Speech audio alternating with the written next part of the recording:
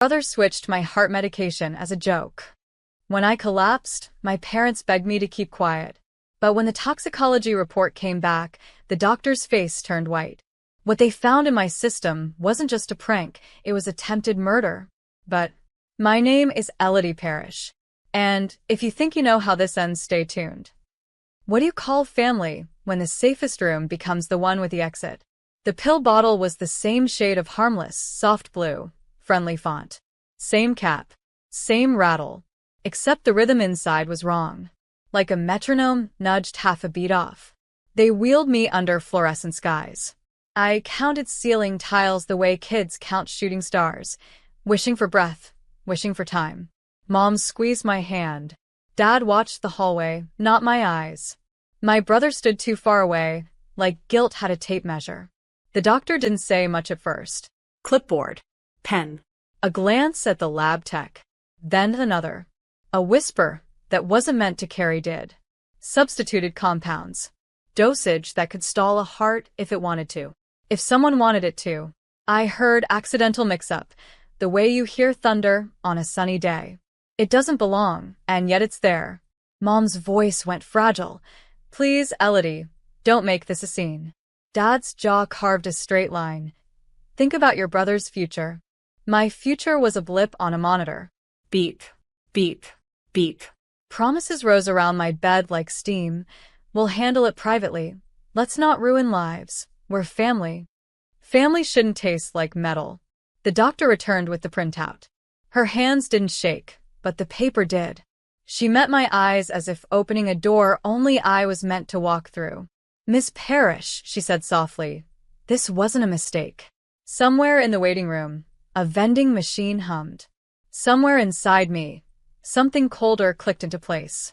I wasn't going to be their silence. You said. They told me it was just a joke. That line echoed so many times, I started to taste it in my sleep. A joke that stopped my lungs. A joke that made my heart stutter mid-beat like a skipping record. I spent 4 nights in cardiac monitoring.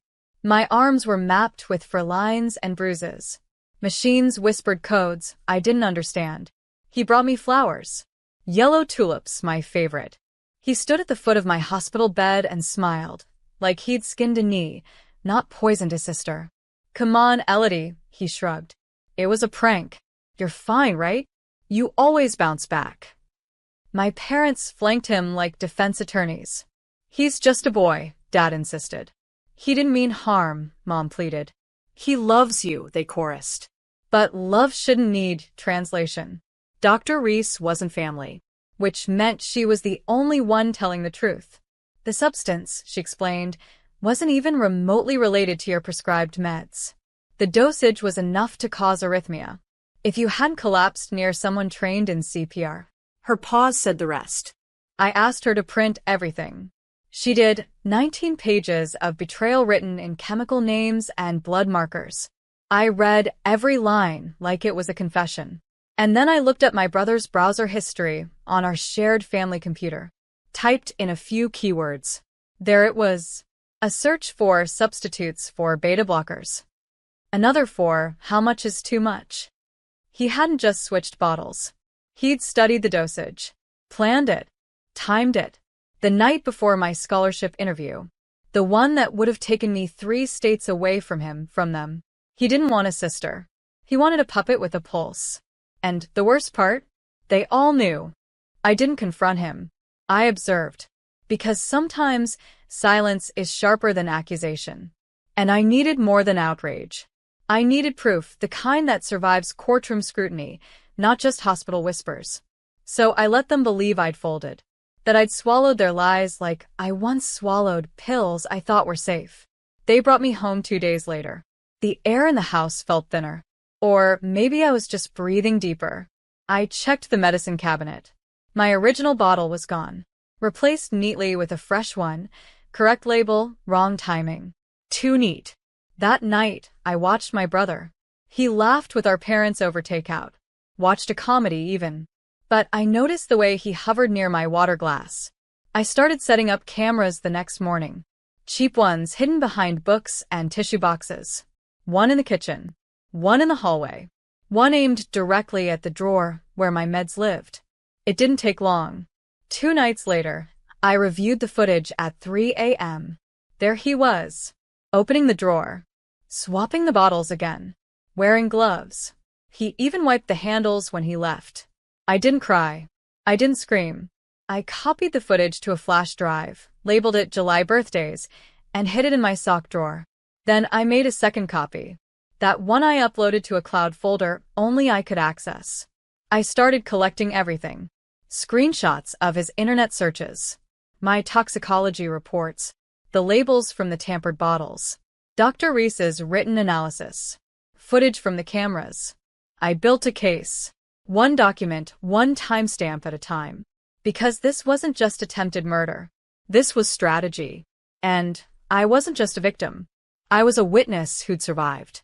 My parents sensed the shift. I wasn't playing the fragile girl anymore. I was watching, calculating. That scared them more than my collapse ever had.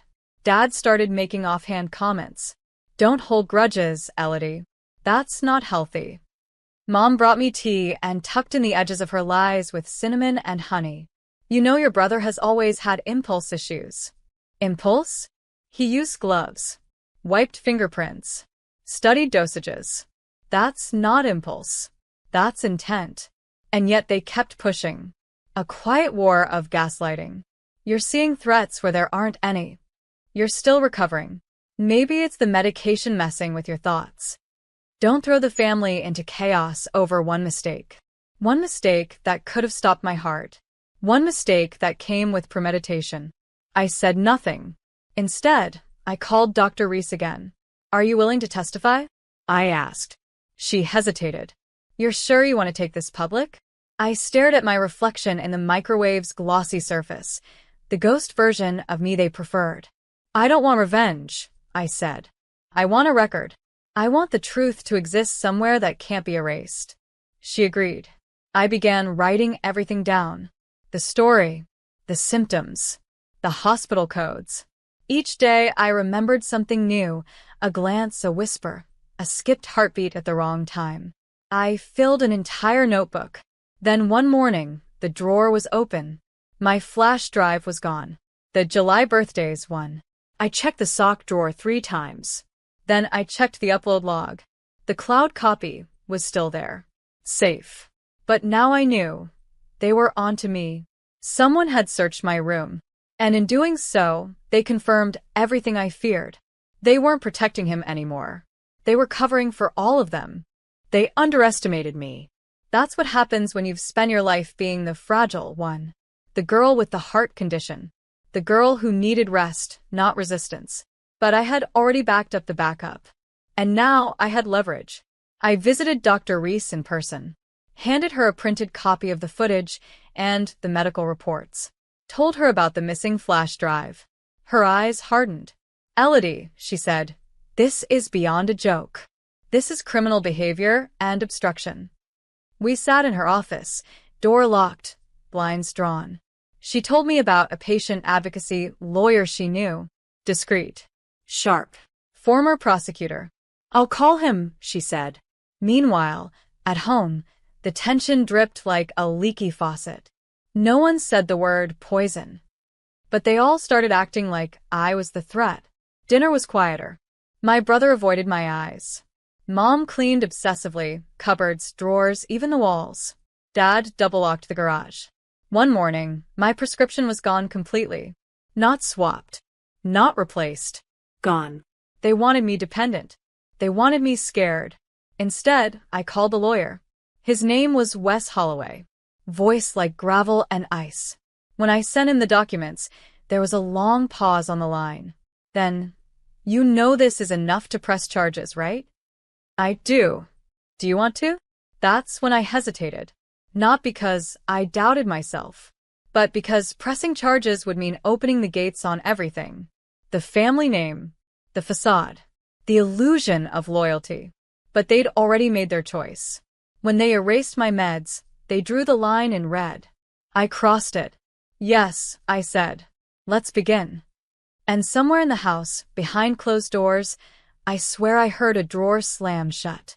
like someone realizing the leash was finally off. The first hearing was quiet.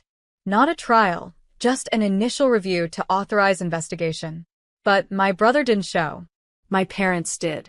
Mom wore her Sunday grace face. Dad brought a manila folder, probably filled with excuses. They didn't know I had already signed an affidavit. Didn't know Dr. Reese had too. Didn't know Wes had submitted the cloud footage, the timestamped browser history, and the certified toxicology report. All sealed, all admissible. I walked past them in the hallway. My mom reached out to touch my arm. "Elodie, baby." I pulled back. "Don't," I whispered. Her eyes welled. But I didn't believe her anymore. You can't cry over spilled blood when you help set the table. That night, my phone lit up with a message from an unknown number. "You're destroying everything. Hope it's worth it."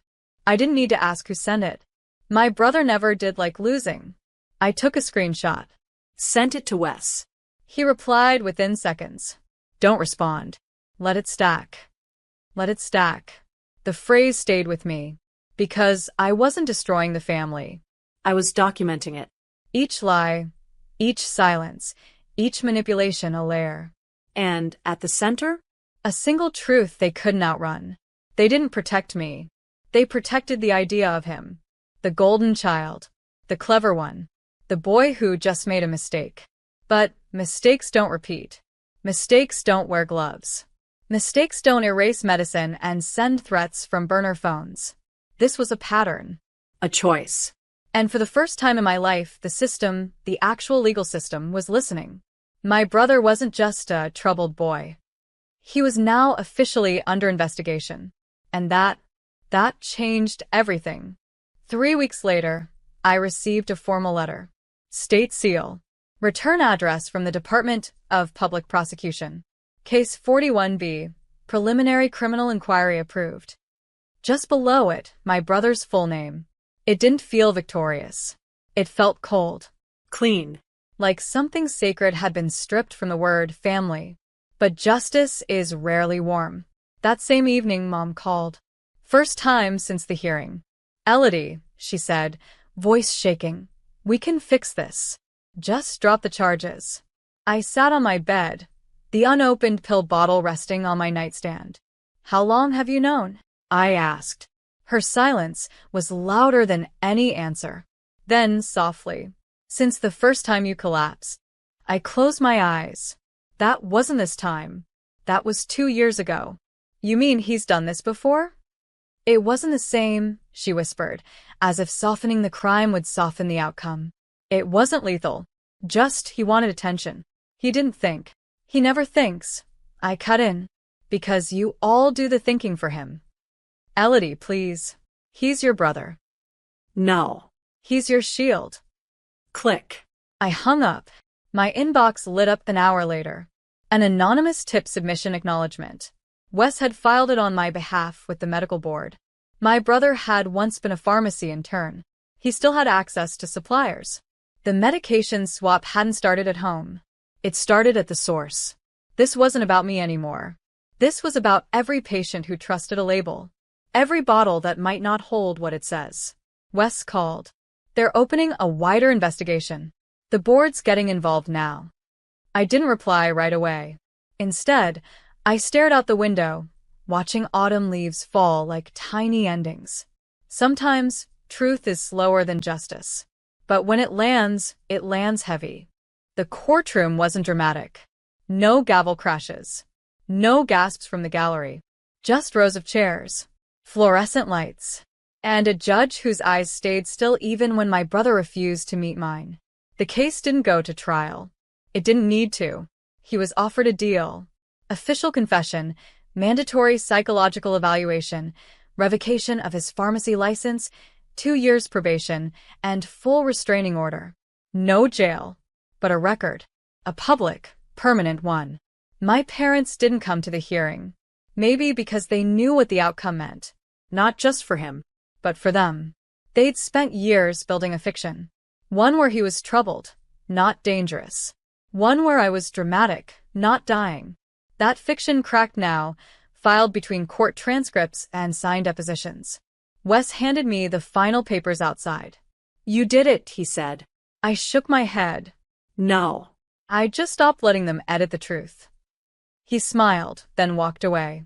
The leaves had changed fully by then. The trees looked like fire without the burn. And I was standing in it, alive, unshaking, free. I moved out of state the next week. Started a small job with a nonprofit that helps medical abuse victims tell their stories. Dr. Reese sent a bouquet to my new office.